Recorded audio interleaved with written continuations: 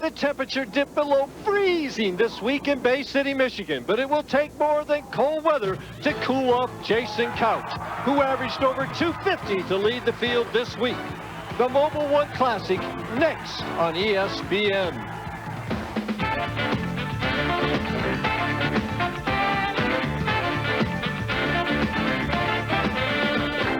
We're inside beautiful and cozy Bay Lanes in Bay City, Michigan for the championship round finals of the Mobile One Classic.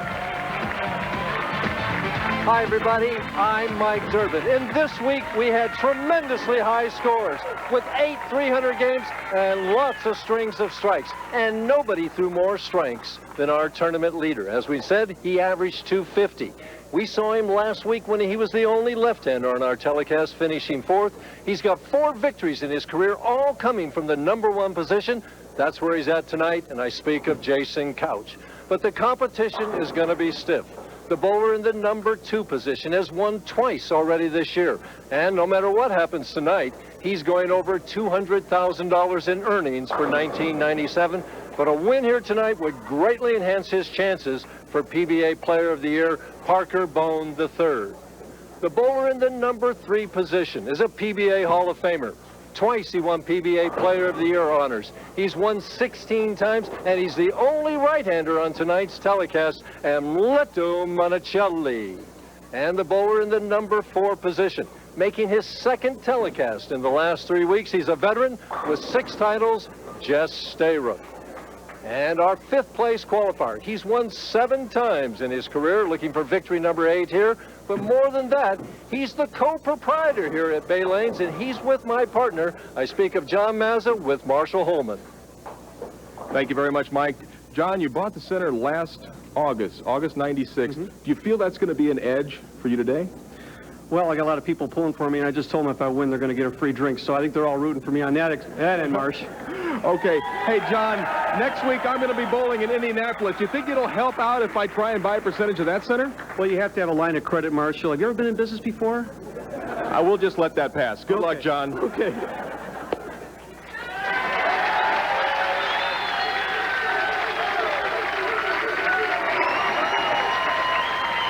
John Mazza shaking hands with Jess Stayrook, using lanes 23 and 24 here in Bay Lanes for the championship round finals. 4 of the contestants on tonight's telecast, left-handed. John has the unusual style where he gets his hand on the ball before he gets on the approach, gets up, sets himself, and he's gone. And a little nervous on that first shot, maybe, Marshall? Yeah, it could be a little case of the nerves, Mike. And that left lane is actually the better of the 2 lanes, especially for the left-handers today. The right lane has a little bit of a hang spot on it, so look for most of the lefties to have no problem with 23 and a little trouble with 24. At the 2-pin. And the spare conversion. This year, we've had 475 single pin conversions. Now that's 476, and they've made 460 of them, Marshall. Well, if you make it all the way to the telecast, you should be able to convert the single pin spares. Now here's our first look at Jess Stayrook. He was on our telecast a couple weeks ago in Connecticut. Very confident left-hander.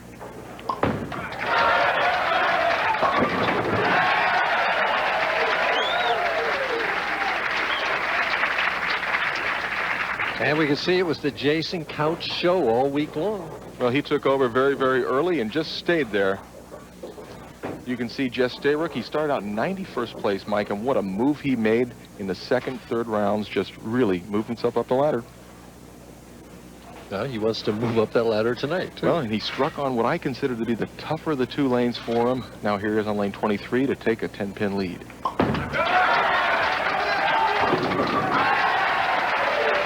Oh, what a great break.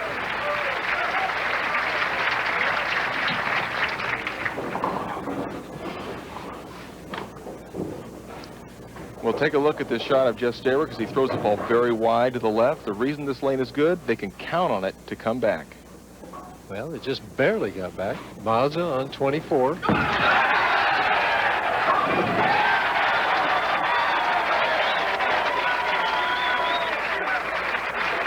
As we take a look at the classic style of John Mazza, a nice push away, just a little over shoulder high on the backswing, and really gets through the ball very, very well. Look how open he is. That enables him to throw the ball to the left and then hook the ball back. Didn't have too much trouble with this pair either.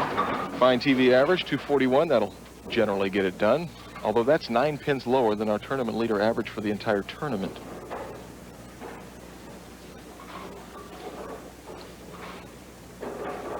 Trying to even the match with a strike here in the third frame. And they'll go wild if he gets this one.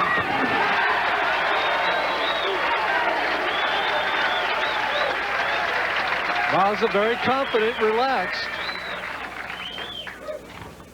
So is the crowd going to unnerve Stayrook at all, do you think? I don't really think it's going to have too much effect on him, but it should energize John Mazza. I think sometimes Jess likes to be the bad guy, so I think he'll be comfortable here. Oh, there's that hang spot you spoke of. Very important, especially on the right-hand lane, to make sure you roll up the back of the ball. We'll take a look at this shot. Very nice approach, starts the ball late. And now really gets in a good power position, but he turns over the top of the ball, doesn't really stay behind the ball long enough, spins the ball down the lane, doesn't get the revolutions to get it back to the pocket. Difficult spare here. Very difficult. Very, very, very many ways to miss it, and just a few ways to make it. He throws hard and straight. And chops it. And now it's time for Shell's Wonderful World of Golf this week. Vail, Colorado will play host to the two of the best golfers in the world, Colin Montgomery and Phil Mickelson. They're going to head-to-head in Shell's Wonderful World of Golf. That's coming up next, right here on ESPN. Kind of a replay of the Ryder Cup there. Yeah, should be a great match.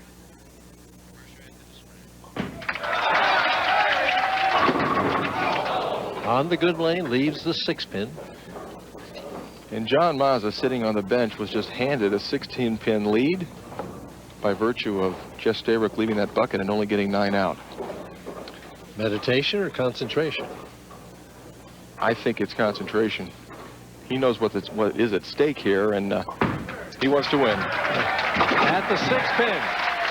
We're through 3.5 frames. Right now, hometown favorite Mazza's in the lead by 16 pins.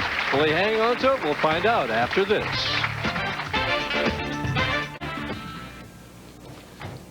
Mazza, again, setting himself up before he ever steps up on the approach. And he took both of his re-racks prior to this shot, so he really, really wants this one in the 4th frame for a 26-pin lead.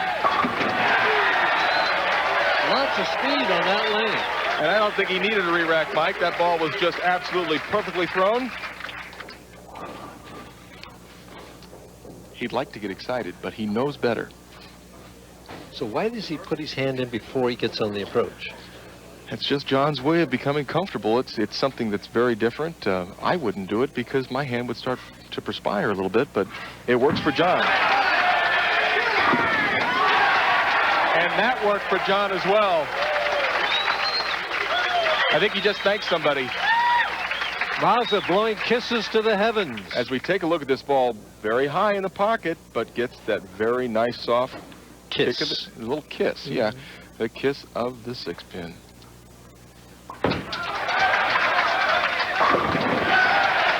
I asked Stayrook what's come together in the last 3 weeks.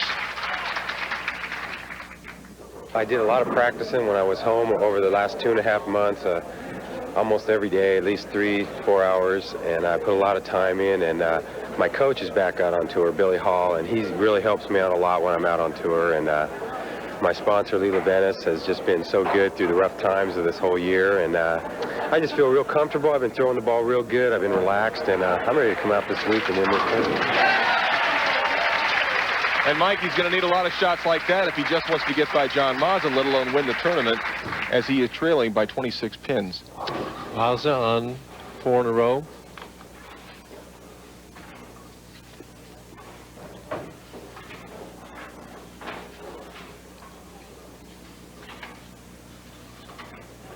A little more time this time. Oh, man, I'd like to have a speed gun on that. And there's his family. There's Leslie and Anthony, his 5-year-old boy. He just had a birthday last week. Bumps that lead back up to 36 pins. One more takes it to 46.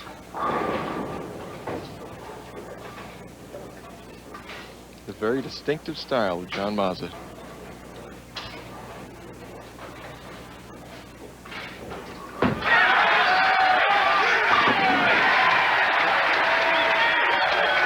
Mazza on 6 in a row, leading by 46. Stayrook's got a long way to come back, and we'll come back right after these messages. Stay with us. Jess Stayrook up in the 7th frame, unfortunately trailing by 46 pins, almost in the position where he's got to take it off the sheet, Marshall. Very important shot right now, Mike, and he just took a re-rack on this lane. Didn't like the way the pins were set. Must stay behind the ball to get back to pocket. And there you can see that little bit of hang on that right-hand lane for the lefties. Leaves a 10-pin. Well, that just about puts him another pin behind, down to 47 with the spare conversion.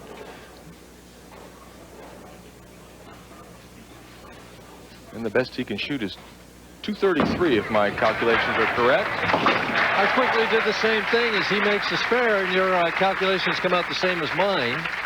We take a look at the score right there and see the difference. 47 pins. Well, he needs to strike out, and he needs help from John Mazza. John Mazza working in a 240 pace, and John doesn't want to watch Jess Stayrook right now. He's got his head down. Stayrook again with the unusual no-slide approach. Plant crank. And lots of trouble for Jess Stayrook. A little bit of confusion, a little wry smile there. Right now, Mazza seems to make the adjustment. He's doing it with speed. Yeah, he's throwing much harder on the right-hand lane, opening up the lanes a little bit on the left for John Mazza. At the 4-pin. And Stayrook has it. Right now, Mazza, unless he falls completely apart, has this opening match well in hand. And right now for John Mazza, he's just looking to keep his rhythm, stay in control, take care of this match, and then get ready to face Amleto Monacelli.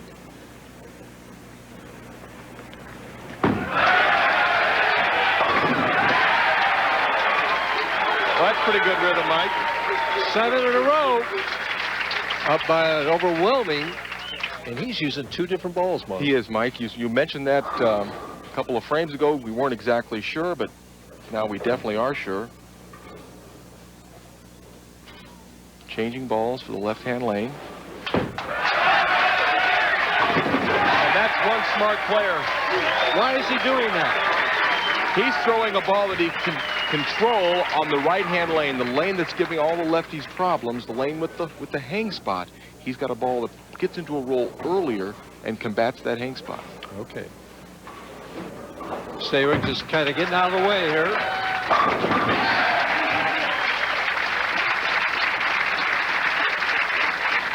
Jess not bowling a bad game. It's just when Mazza's got 8 in a row, it's hard to compete.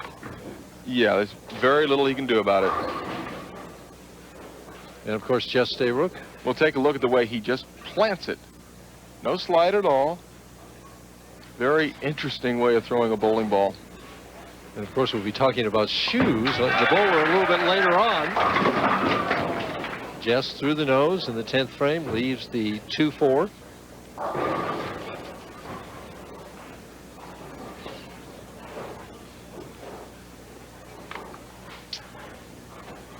Right now, get a nice 5th place check. $6,000 for Jess. Has the spare. Disappointed, but Well, 2 telecasts out of the last 3 weeks. Certainly disappointing not to win this match, but he's got to feel good about the way he's been competing during our tournaments. Possible 202 for Jess Stayrook. Possible 290 for John Mazza. and he says, well, okay, if you're going to leave it there. 201.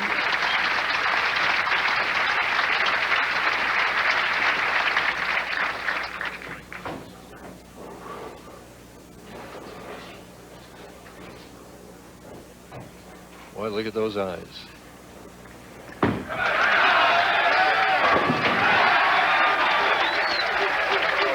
Mazza, the winner of the opening match. When we come back, we're going to have an average builder with talk about soles on a bowling shoe. That's the Soul Man. Stay tuned.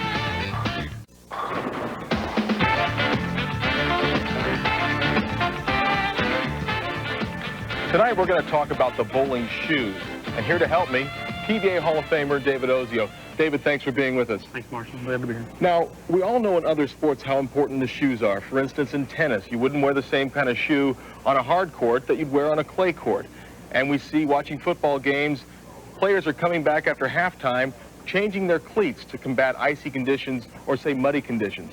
Now, what's happening with the shoes of yesteryear, and then what's happening with the shoes today? Well, Marshall, back when, I know that when I first got on tour, we had a standardized heel and sole combination that we worked with. There wasn't a lot we could really do with it, and back then we weren't really taught other than just to get out and bowl with it and do the best that we could. You know, so So what do we have today to help us out? well, on the pro level, right now, we have standard shoes that have special heels and soles that we've gone to take brushes to in the past. You know, we've worked on the heels, worked on the soles in order to give us a combination of a proper slide to obtain what we're looking for in leverage. And leverage is the key word. And the shoes today have gone even further? They've taken us to the point we can literally adjust these soles in order to give us the key thing we're looking for, which is leverage. Without leverage, it's hard to make a perfect shot. We're able now to be able to take and go to a certain setting of slide pads that will allow us to be able to slow our approach down as far as the slide goes with both heels and soles. In this case here, I've put on a heel and a sole that helps me break easier on the approach surface. Let's say, for example, the approaches are extremely slippery. I need to slow down a little bit into the slide where my feet stay under me. I'll go to this combination right here. That allows me to break sooner and to get my feet under me to make a better shot. Well, that's great. So now we have reactive resin bowling balls to help you knock the pins down with more power, and we've got shoes that you can actually fine-tune your game, and that'll help you improve your average.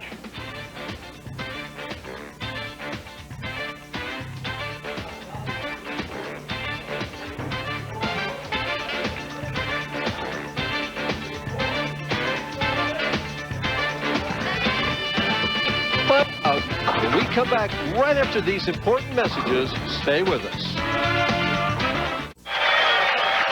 A capacity crowd here at Bay Lanes witnessing some tremendous bowling already as John Mazza bowled 290. This isn't the only week that we have outstanding bowling. Last week we had an even better game than Mazza's. As you can see, this is for 300.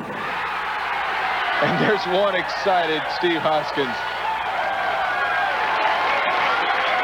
He's one of 11 that have done it. I was on that show when Beyond the Lilo did it at that time. You see some of the others. Albee are still out here doing it. That game Bob Benoit bowled back at Quaker State for the title. Johnny Petraglia in March of '94. And who will forget Bob Learn when he averaged, I think, 282 in Erie, PA. And, of course, Steve Hoskins will never forget Rochester, New York. And neither will I. That was a lot of fun. Now, Amleto's letting him finish on the better lane. Yeah, but he doesn't have a bad lane, Mike. I know, but if you'd think he may want him to finish on that right lane. Of course, he struck every time on it anyway. I agree. Amleto had a good shot in practice. And here's a player with a lot of confidence who is not easily intimidated in Amleto Monacelli. He's the first international player to be inducted into the PBA Hall of Fame. That happened this year in 1997. Steve Hoskins, last week's champion, viewing the action. He was a match play finalist this week. And right now he's the Ebonite Challenge leader.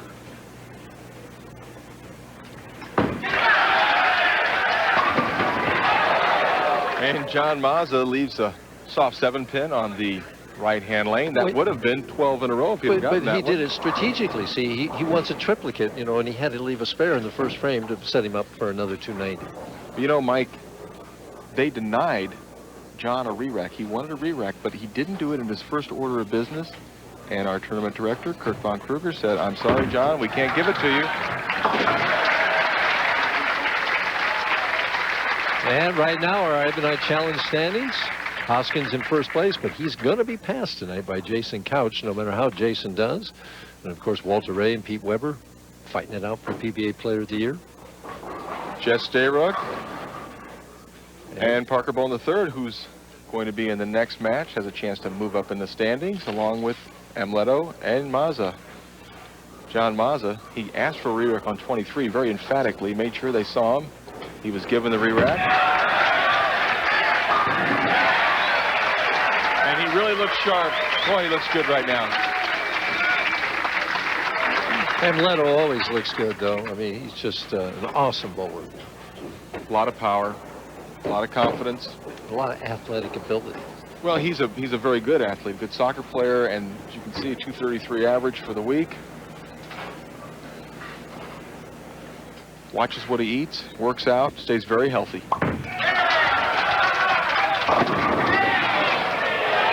Oh, and almost gets a little friendly tap on the 10-pin. Didn't quite happen. And Little sporting that kind of new hairstyle there. I kind of like it myself. I like any kind of hairstyle. Very good, Marshall. Cross lane, he makes the 10-pin. Now let's take a look at Amleto Monacelli. He gets the ball started pretty early in his approach and a very, very high backswing. Gets to the line, the ball's still way up there, and really rips through at the bottom of the swing. That bent elbow coming through at the bottom of the swing. How does he do that? I do not know. He's the only one on tour with any success doing that. Almost like watching him start a lawnmower, the way he rips through that ball.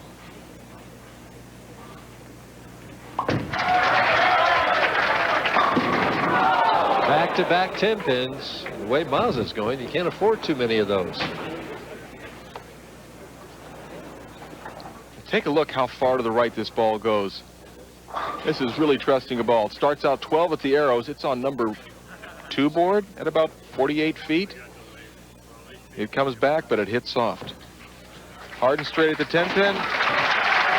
And no trouble for Amleto, as he acknowledges some people with a sign that said Monacelli. Steely-eyed concentration here. Well, John's been to sports psychologists and everything. He knows the value of putting positive thoughts in his mind. It's kind of like that's what he's doing ahead of time. For an 11-pin lead.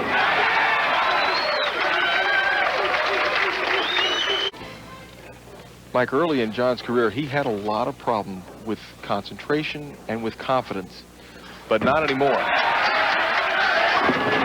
Ooh, was that flush? That was really a flush 6-pin. And even leaving the 6-pin on a very, very good shot, he shows very little emotion. I think he's pleased with the way he threw the ball. Maybe inwardly not too happy about the carry as he takes a 10-pin lead. Again, changes to another ball to shoot the spare. He hadn't had too many of these to shoot.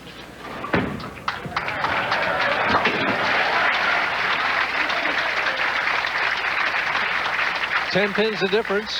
Monacelli here in the 4th frame. This is Mike Durbin along with Marshall Holman. We're in the 2nd match of the Mobil One Classic here at Bay Lanes in Bay City, Michigan. As you can see, Amleto's career earnings of well over $1.5 million. Looking to add a little bit to that today. Looking for a strike. Well, that ball really went wide. In fact, I was worried that ball might go into the channel, Mike, but it didn't. It came back. I asked Amleto, is it an advantage being the only right-hander tonight? I think it could be an advantage because on the practice pair, they're going to be practiced for probably like an hour, and it's 4 left-handers. So on my side, it's just myself. So I think it's an advantage because the lanes they're not gonna change that much for me. To even the matchup in the 5th frame, Amleto working on a strike in the 4th. Well, that one didn't quit at the pocket. That one kept going. That was a great shot from Amleto. Puts a lot of pressure back on John Mazza. And it's an even match now as we head to the bottom half of the 5th frame.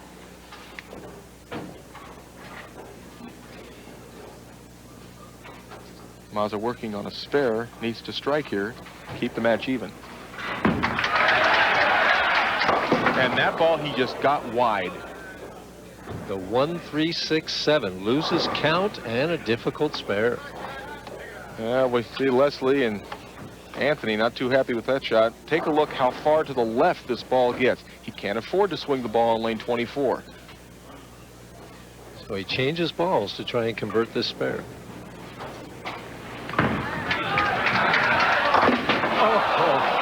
And a terrible break as he wraps the head pin around the 7-pin, 15-pin deficit. Now take a look at the head pin. It just wraps itself around the 7.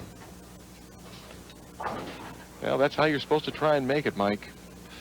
It's always such a tough break when you wrap that washout like that. Regroup. 6 frames, still in the match, only down 15.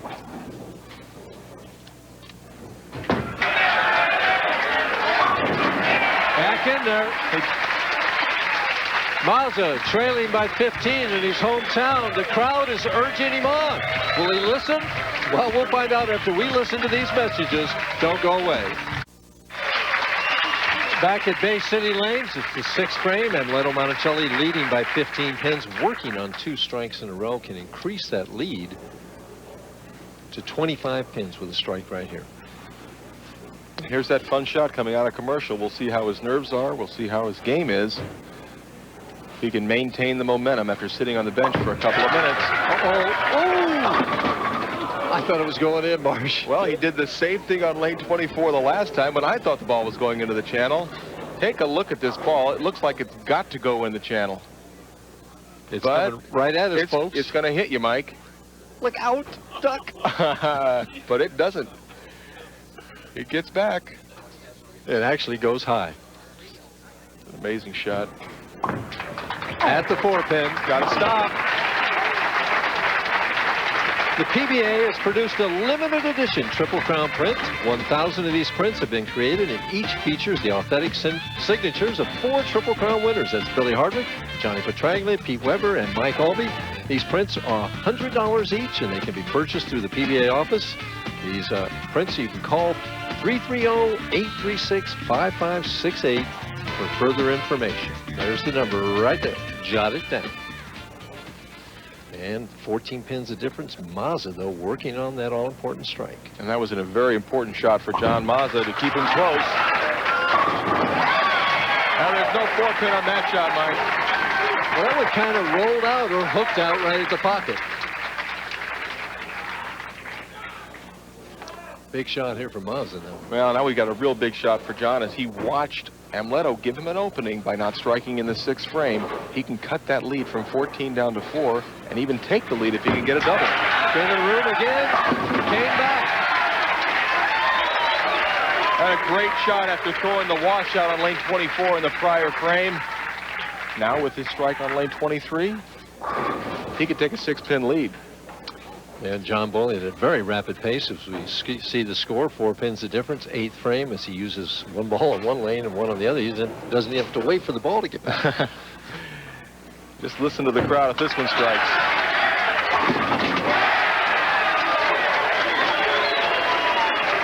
You'd think Leslie would smile. Well, there she goes. There's the smile. I think Anthony wants to bowl right now. I was watching him earlier today, and he was having a pretty good time of it.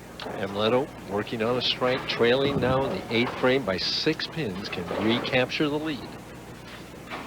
Now, this is a lane he's really been sending the ball on. You think he might move just a little bit left on the approach, give himself a little more room.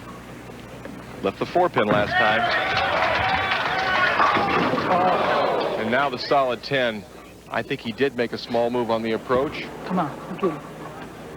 As we can see, he's mic'd. He's still very softly giving encouraging words to himself to pick up this spare. He says that's all right. He made a good shot, did everything he could do. Needs to make the spare.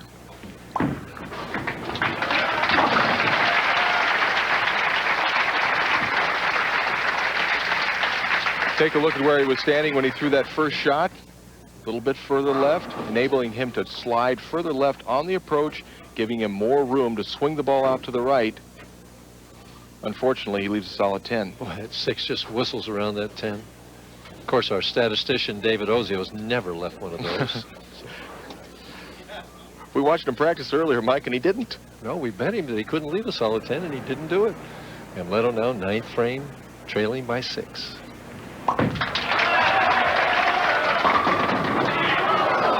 And another 10-pin.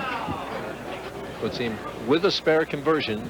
He'll be behind by 7, but more importantly, nothing going into the 10th frame. And we'll take a look at this light hit. He just splits the rack open.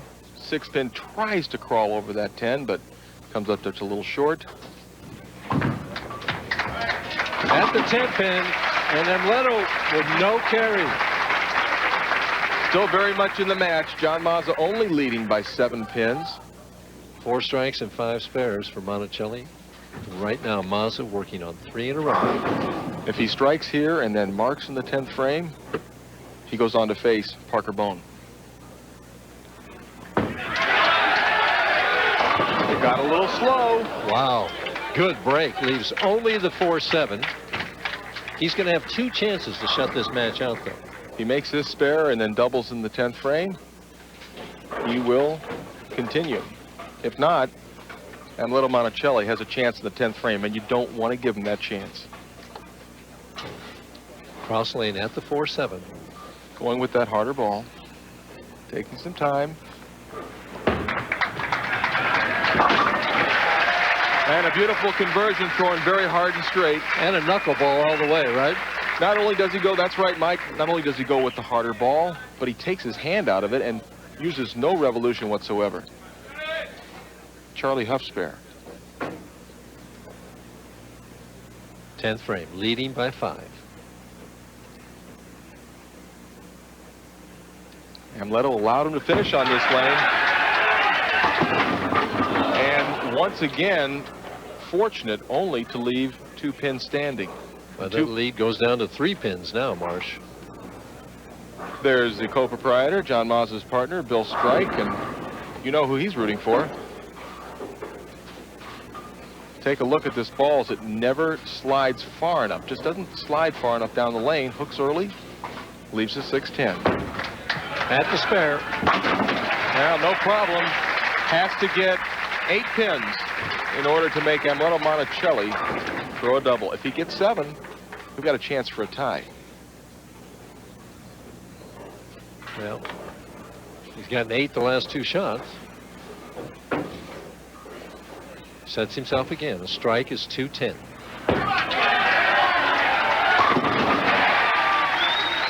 I think he's probably thinking, why couldn't I have done that in the first shot in the 10th frame? I had a good shot on that lane. A little disappointed in the way he finished. Had a chance to shut him out. Now Amleto Monacelli needs 2 strikes and then only 4 pins to win the match. But he has an opportunity, and that's what he's telling himself. Right, and the 4 pins is no problem. He's getting those first 2 strikes. His last 2 frames, a 4-pin and a ringing 10.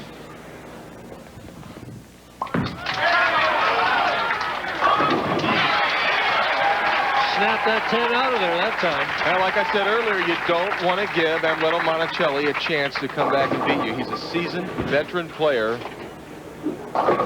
Marshall, last week you predicted Hoskins would get the strike. Well, I have to go with a veteran player like Amleto. So your prediction is he will strike. I think he strikes.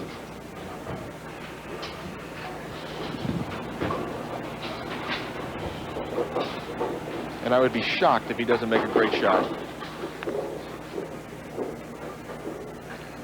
Cool eyes. Very confident.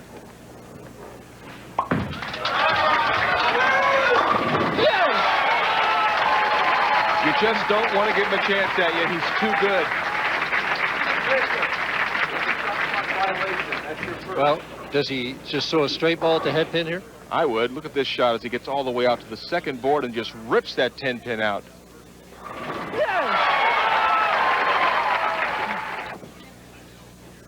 Now, he can't take the chance of getting it close to that edge on this shot. He's got to throw hard and straight.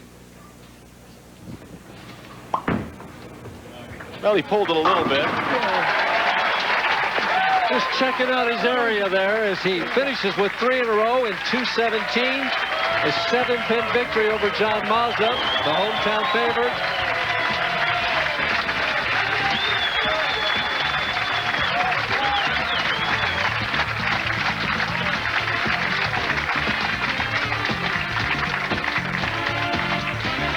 Mazza finishing 4th, earning $7,000. And he has to exit, and so do we at this time. But when we come back, we're going to take a look at some of the other finishers in this week's Mobil 1 Classic. Stay with us. Don't touch that remote now. Now let's take a look at some of the other finishers this week. In 6th place, the only person to capture the PBA's Super Slam. That includes the National Championship, the Brunswick World Tournament of Champions, the U.S. Open, the ABC Masters, and the Brunswick Touring Players Championship. Of course, I speak of Mike Albee. And Justin Romick, a former collegiate All-American at Wichita State University and the winner of a U.S. Open title. Todd Sylvia, both great in qualifying, that he ran into a little bit of a bug and kind of sick in the match play and dropped down to 16. Rick Steelsmith, a teammate of Justin's at Wichita State University and last week's runner-up. Jim Johnson Jr., he won his first PBA title earlier this year in Portland, Oregon. Last match, Amleto Monacelli, 217. John Mazza, 210. So Amleto moves on. He's disposed of one left-hander. He's got another one in Parker Bohn waiting for him right now. We'll find out how that match goes right after this.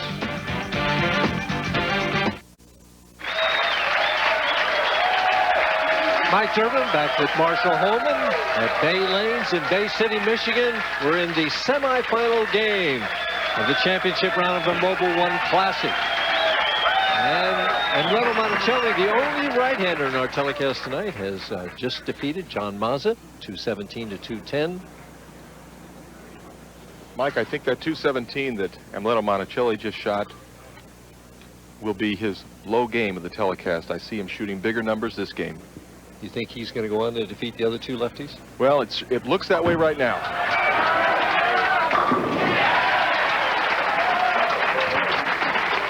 That shot that he threw in the second ball in the 10th was really the shot for the opportunity to win the tournament. And he mentioned that in his soundbite. If he could get it going, nobody else on that side of the lane to bother his shot, smooth sailing. Parker Bohn. Perfect shot, leaves a solid 7. Parker, who's not had a whole lot of luck on television, although this year he did win back-to-back tournaments to open up the year. When he won the AC Delco Classic and then the Showboat Invitational. At the 7-pin.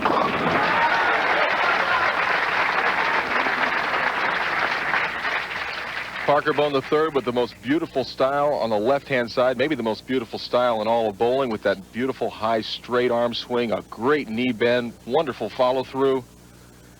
Teach your kids to bowl like that. So right now, who do you think has the prettiest style on the right side? I'd give that to our statistician, David Ozio. All right, Parker drills it in there.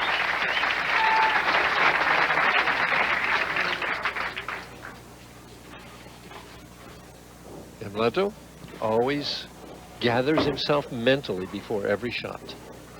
One of the best bowlers, certainly from a mental standpoint, that we have on tour. Very, very controlled. Knows what he wants to do. Knows how to get it done. Ooh, kind of lost that one a little bit, but still got it back. Yeah, he's figured out lane 24. And he's got a rooter up there. He's probably jealous of his hair. We'll take a look at Amleto Monacelli. Now watch as he releases the ball. Doesn't really quite get the roll that he wanted to get on that. But it comes back anyway, Mike. Hitting the right place, hitting that nice light hit there. Trying for 3 in a row and a 20-pin lead. He's up by 10 right now. Got to stop hooking, and it does. And Parker Bohn really struggled in practice. Earlier today in practice, he was using one ball on the right-hand lane and one ball on the left-hand lane, much like John Mazza was doing. I'm not sure if he's still doing that. We'll take a look as he throws these next couple of shots. Some tremendous career earnings there. Another one over the $1 million mark. A must strike very early in the match.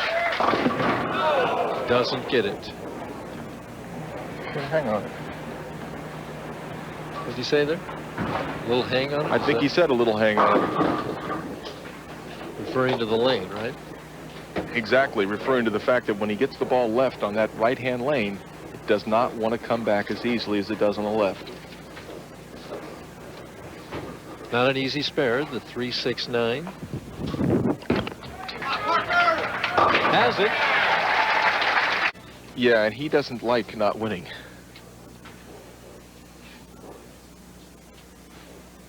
Yeah, but he's probably going to be okay. He might survive. He might survive. Yes. And Parker back in there on the left lane. Well, you sure called this right, watching him in warm-up. Right, left-handers having the trouble. Look how easily the ball gets back for him on the left-hand lane, and there's a little reaction from Parker.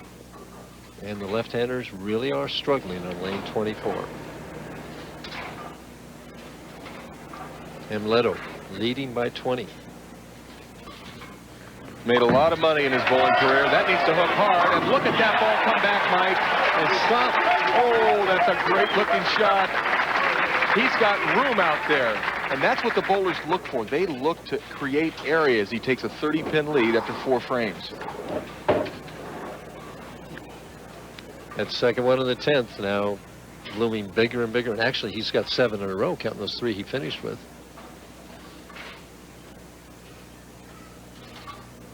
Amleto on 4 in a row, trying for 5 in the 5th frame. Wants to keep applying the pressure to Parker Bohn.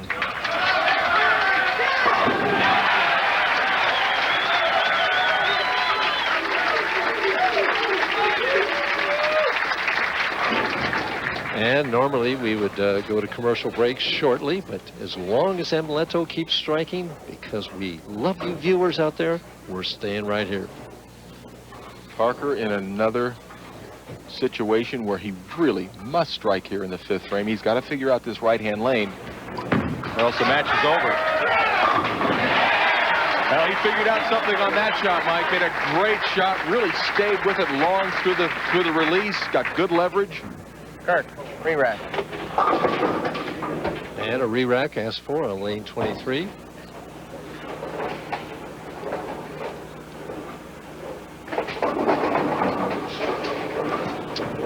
PBA Fall Tour moves on to Indianapolis, Indiana at Woodland Bowl for the Ebonite Challenge there. October 29th is our air date.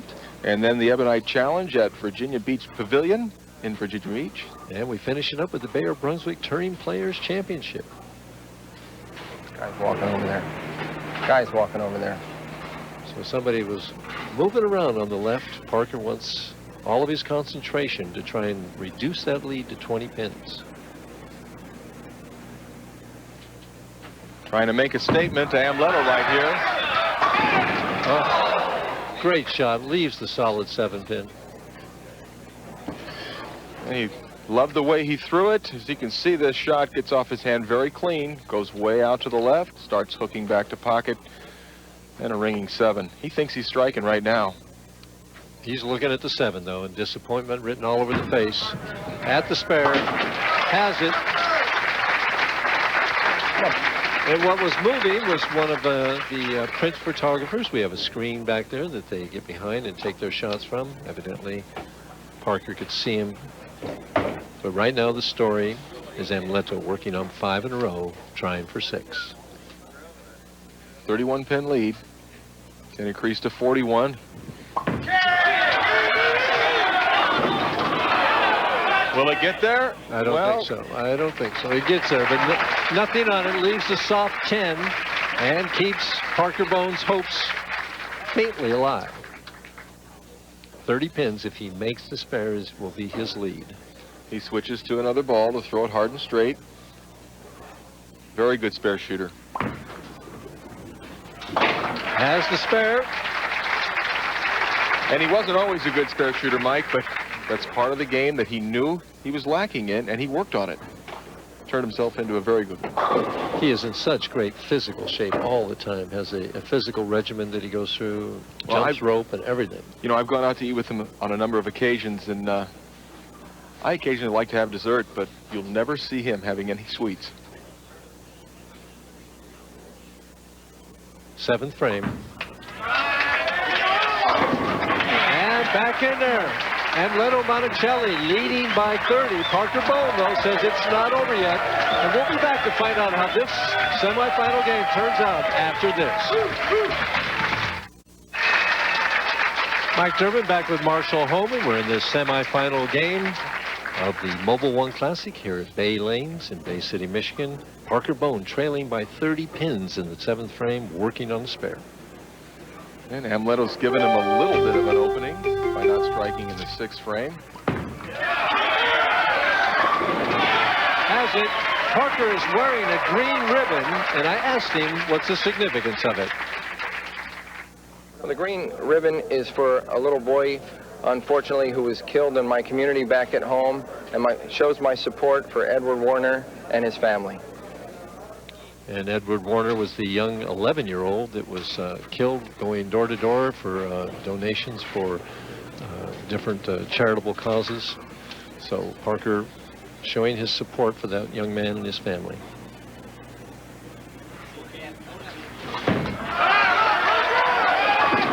Whoa, the 8-pin almost stood.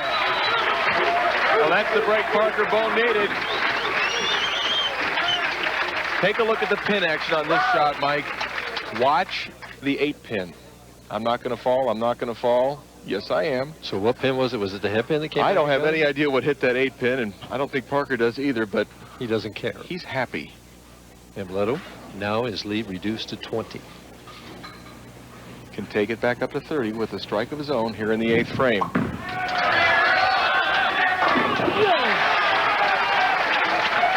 And Mike, I mentioned that I really thought Amleto would bowl a better game this game. Well, he's not going to get the 300 because he didn't strike in the 6th frame. A 300 this game would have been worth $10,000. Could he be saving himself for next game? How much is it worth then? Well, Bay Lanes will give away $25,000 for a perfect game next game. Well, first of all, he's got to get by Parker. And it isn't over yet, only up by 30.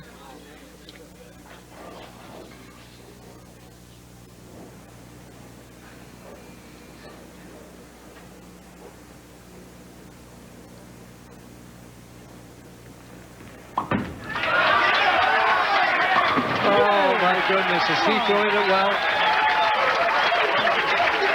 Wow. Parker has to be disheartened. He has to strike out to make him mark if I had it right. The best Parker can bowl right now is 249. Amleto working at a 250 pace already. 9th frame. Got a hook hard. It just got in that hang spot, and there's no way it's coming back. Parker is not going to win this match. And Parker, big shot for him, big game for him. Jeez almighty. And that's a lead that we've seen quite a bit with Parker in many telecasts, the 3, 7, and 9. He'll just get the 2, or in this case, he'll just get 1. Well, Parker's going to finish 3rd in this event.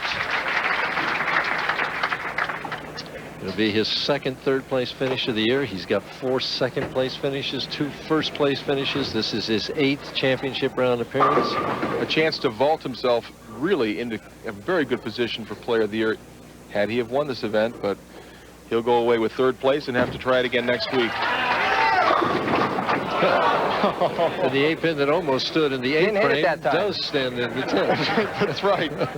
He looks up at us and says he didn't hit it. Oh, Parker.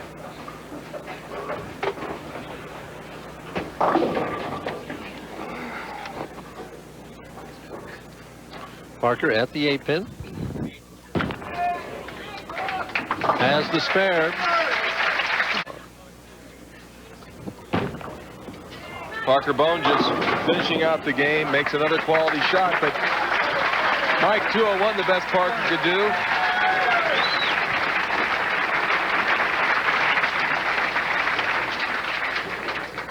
Now Amleto Monacelli with the opportunity to shoot 279 this game. It really wasn't a tough call, saying that I thought he would bowl a better game this game. His shot just looks that dominant.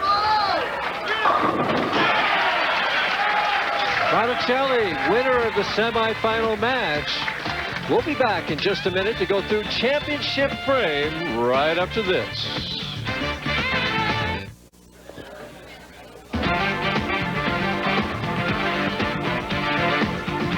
Now it's time for Championship Frame, a review of our 3 previous matches.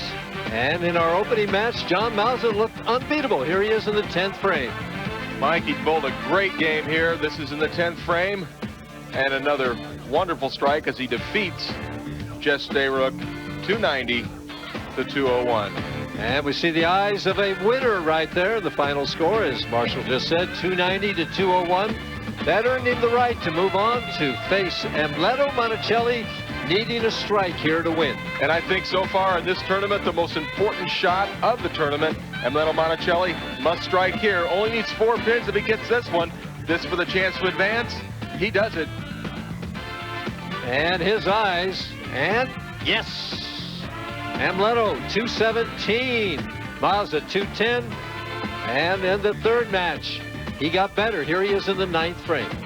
And this shot right here really locked it up for Amleto Monacelli. Another nice looking shot going way wide. And is it coming back? Well, it's coming back high flush, Mike. Amleto watching it. And he says it always comes back when I throw it. 268, 201. Setting up our final match. Jason Couch has won 4 times for the #1 spot against Amleto Monacelli. We'll be back with the finals after this.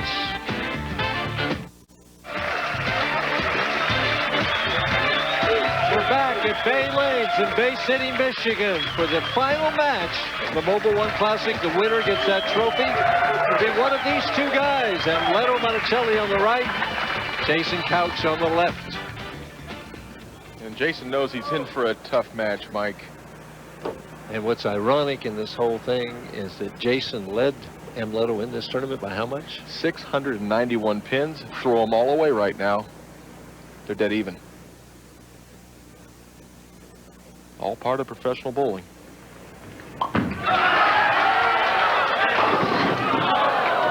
A little left with that. Left the 4 pin. That ball was a little left of his target, and he really got a lot of leverage on it. Wasn't able to hold the pocket. We'll take a look once again. Really cranks it up. The ball never gets to the target. He wants to hit about 12. That ball hit 14 or 15. Still stayed in the pocket. Well, leaves a relatively easy spare. At the 4 pin.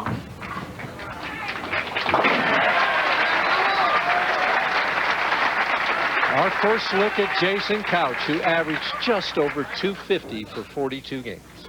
Just incredible. I was taking a look at his statistics as far as his last couple of blocks in the qualifying, and it seemed like every game he shot was either a 260 or 270.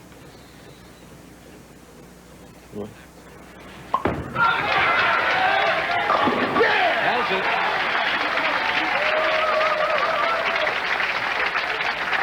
Now it's time for Dexter Footwork of the Pros. Marshall? As we take a look at Jason Couch, and for a power player, notice how far up he stands on the approach. His first 4 steps are very compact. He's got a long slide, and his timing is slightly late to create a little more power. And a little off balance there. We get a good look. Watch this ball hit. God, that's power. Wants to get out to that quick double. Trouble in the 2nd frame for Jason Couch. Fortunately, breaks down the baby split, leaves only the 2 pin.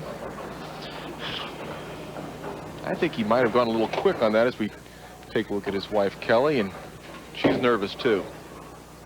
But Jason doesn't look as confident as he did all week long.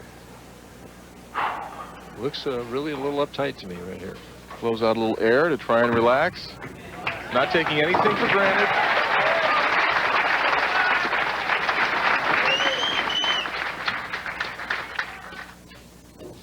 Amleto, the old man of the telecast. Well, Jess Stayrook is over. He's now 35 years of age. You can see his tremendous career record. Well, he's won 2 games tonight, so now he's over 500.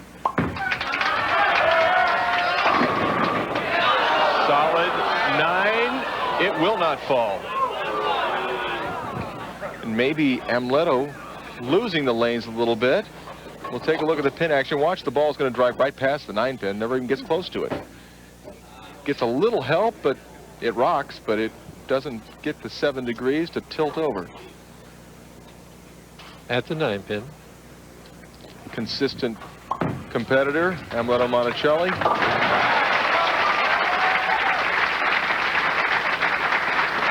One of the first players that came out on tour that had that open shoulder release with the open hand and then really ripping the cover off of it, going coast to coast, as we say. He took the art of hooking the ball to a little bit different level. And of course, back-to-back years where he was PBA Player of the Year.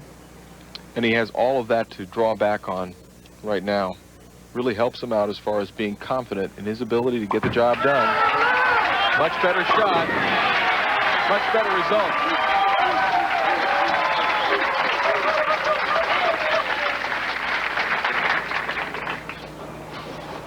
Jason working in that thumb hole, trying to get it to feel just right. And of course, all professional bowlers know just how important feel is for how well you throw the shot.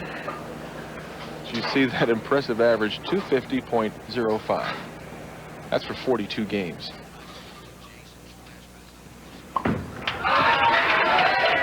Yes! Jason's last win was 95 in Indianapolis, and here it is.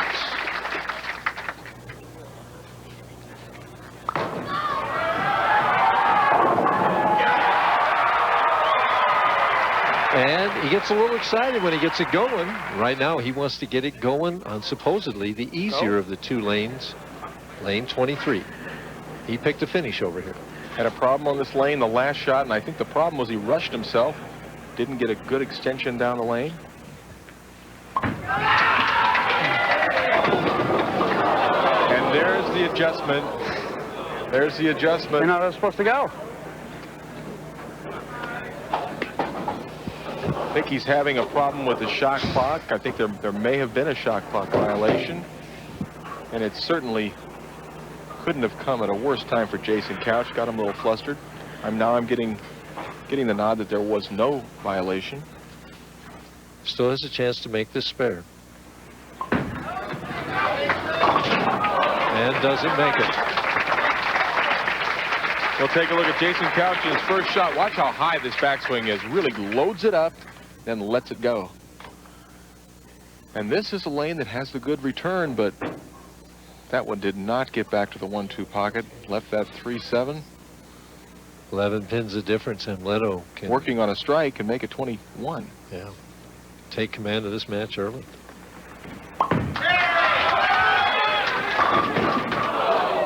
Well, the wraps right now, he's starting to get tapped. Solid 10 after a solid 9 after a solid 4. Jason's still working on that thumb. Doesn't quite have the feel he needs, and it's so important to be comfortable with your equipment. Amleto with that harder ball. At the 10 pin, and has it. So the difference between the 2 players stays at 11 pins, and we're through 4 frames of the championship match here at the Mobil 1 Classic.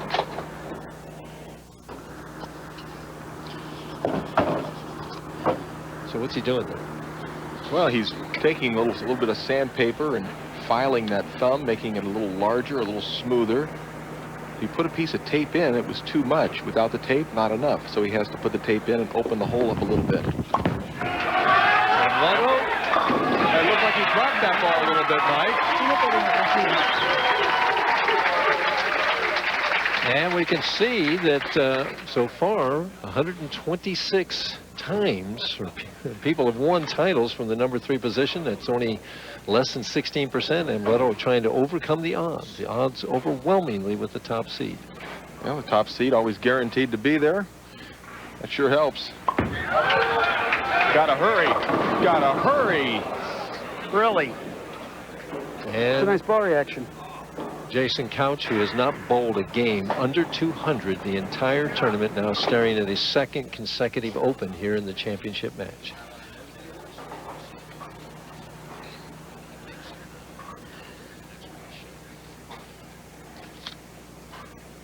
And you heard him say, that's a nice ball reaction, being a little bit sarcastic, a little upset. And just misses it. Next week, my partner, Marshall Holman, is the defending champion as the PBA Tour goes to Indianapolis for the 3rd Ebonite Challenge. So join ESPN to see the quiet one next Wednesday at 7:30 Eastern Time for the Ebonite Challenge. I wish he'd grow up. Well, the difference, 23 pins, and Amleto doesn't have a double. And that's the one thing that Jason has going for him, is that Amleto has not doubled, but Jason needs to find something, and he's finding nothing but splits. It isn't. Great job, guys. Great job. This is just, it really is sad. I mean, he led the tournament by Not one game under 200 all so week. many pins. Bonus. And Jason, every thought coming into his mind now, coming right out verbally. He's not pleased with the way the lanes are reacting. Yeah, obviously did not have this reaction for 42 games during the course of the week. And Amleto needs to tune out everything that Jason is saying, because he can hear it as well. And just think about what he needs to do. He's up by 34 pins right now. He wants to increase it to 44. Take advantage of what he has out there on the lanes. And he does. And Mike, that shot that Amleto Monacelli threw in the second game, the 11th frame against John Mazza, looks like it's proved out to be his ticket to Victory Circle. Oh, a little high and soft. Didn't make a good shot.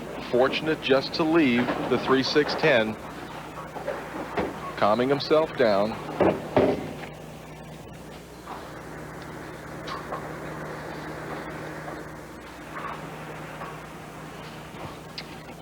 Difficult spare? It's a very difficult spare. He needs to fit the ball in between the 3 and the 6. He's going with his strike ball. He hooks at it. And it just barely gets back.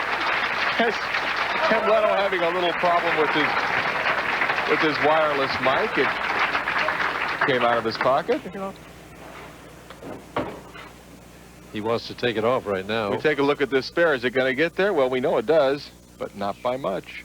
Well, just enough right now. The difference, 41 pins. Jason Couch still has room if he can get something going. Possible 205 game for Jason Couch, but he needs the final 6 strikes in a row to do it. And he cannot get it into the 1-2 pocket, leaving the 2-4-7. Yeah, I bowled on this. Good. Move left, hooks early. Move right, it never hooks. Well, you heard it right This there. better be a good guess. Now it's a shame to average 250, and he certainly does not feel as if he's bowling on the same condition he bowled on all week, and it certainly doesn't look like he's bowling on the same condition, but that's what happens when you get the 4 lefties bowling on the televised final. They get the carry down. so you think that the lefties themselves changed the condition? Well, I think that is certainly part of it. Now, I don't a lot see of things in the equation. Well, there's a lot of things in the equation. You know, the number of games that have been bowled throughout the week, the way the lanes were cleaned. I know the PBA tries to put the same thing down every day. You see Jason Couch finally getting a strike.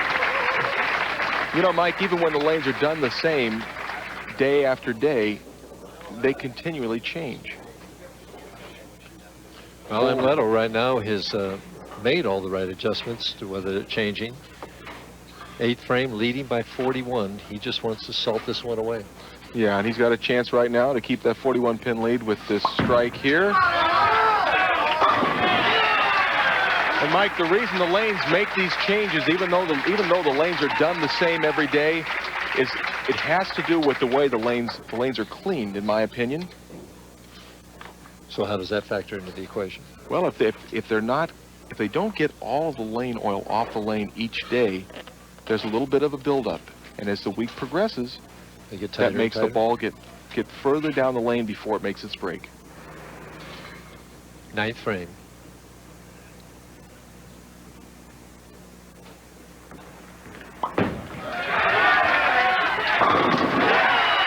And he knows that cements it right there. 51-pin lead. Now we'll take a look at this last shot. That ball traveled over the 12th board. That's right where he wants to hit. Almost comes in high. Does come in a little bit high, but there's 10 pins for Amleto, and it's been a while since he's won. Last victory, 1995 in Japan.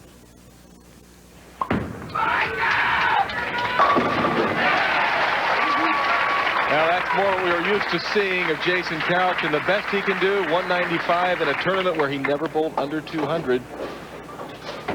Hard to take. Well, Jason, I've been there, and it is extraordinarily hard to take. To lead a tournament by that much, be that dominating. Yeah, almost 700 pins ahead of Amleto, and right now is basically locked out even if he strikes out in this 10th frame. Well, he finding something, but just too late. 650 pins ahead of his next closest competitor, who was Parker Bohn. But that 650 pin lead, it doesn't carry over to today, and it's second place for Jason. Well, one more, and Amleto's going to have to keep it on the lane. I bet he can. Well, stranger things have happened. Ask Del Ballard. So. Well, yeah, or Don Janello many years ago. He made a little bit of a mental error.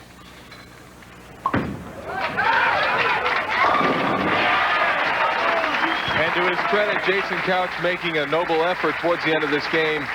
He's down 21 pins, the best he can shoot, 195. Boy, if he'd have got that strike in the 7th, if he'd have got started one frame sooner, he'd made a little mark. You know, and I believe that Jason Couch is getting a different ball reaction today. I do not think that he is, you know, making anything up, but if he just could have figured them out a little bit earlier. He seems to be in command of the lanes now, but it's a little late. Oh, yeah. Well, 191. The PBA and Columbia have reached an agreement on a 3-year sponsorship that will keep Columbia 300 open in Austin, Texas through the year 2000. There's Amleto, leaves the 245, but that's enough. The 1998 event will be contested at Highland Lane. And ESPN telecast will be Saturday, February the 7th. Columbia 300 has sponsored more than 20 PBA events since the first one back in 1972. Amleto at the 245 has it. and I know Amleto feels for Jason Couch, but in a one-game match, you know, it's self-preservation.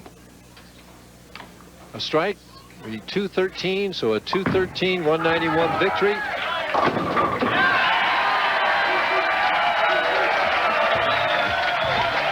There's your winner, Amleto Monacelli, 17 victories. And we'll be back to talk to him right after this. Stay with us. Their champion, Amleto Monacelli, victory number 17. Paid to be right-handed tonight, right? Yeah, I think it was meant to be. I'd like to thank Mobil One, Bill Strike, John Mazza for the beautiful plays. And I wanna, this title was dedicated to my son, Amleto, who's probably watching back home. And speaking of Bay City Lanes, Bill Strike, the co-proprietor, has a beautiful trophy for you. Amleto, congratulations to you. You kept in the running and bowled great all week long. I'm very proud to present this to you. And I'm wondering if I have to mail it back to Venezuela, or are you taking it with you? I'll take that with me, thanks. And from Mobil One, Dan Condup, the regional sales manager here, has a nice check. Amleto, congratulations. On behalf of the Mobil Oil Corporation, we'd like to present you the winner of the Mobil One Classic with a check for $25,000. Congratulations to you. I'd like to thank the company who I represent, Track, for making an awesome ball. Thank you. And my partner, Marshall Holman, probably has a question for you. Amleto, I really think, and would you agree with me, that shot you threw against John Mazza, the second strike in the 10th, did that win you the tournament? Yes, pretty much so. Congratulations, buddy. Thank you. Did you know that or did you suspect in the practice? Well, no, the lanes, I didn't think they were going to change so much for me. They really did a little more than I Say goodbye. Goodbye. For Marshall Holman, this is Mike Durbin saying so long from Bay City, where Amleto Monacelli is the Mobil 1 Classic champion. Be sure to join us next Wednesday night, October 29th, for the Ebonite Challenge in Indianapolis, Indiana. Stay tuned now for Shell's Wonderful World of Golf. This has been a presentation of ESPN, the worldwide leader in sports.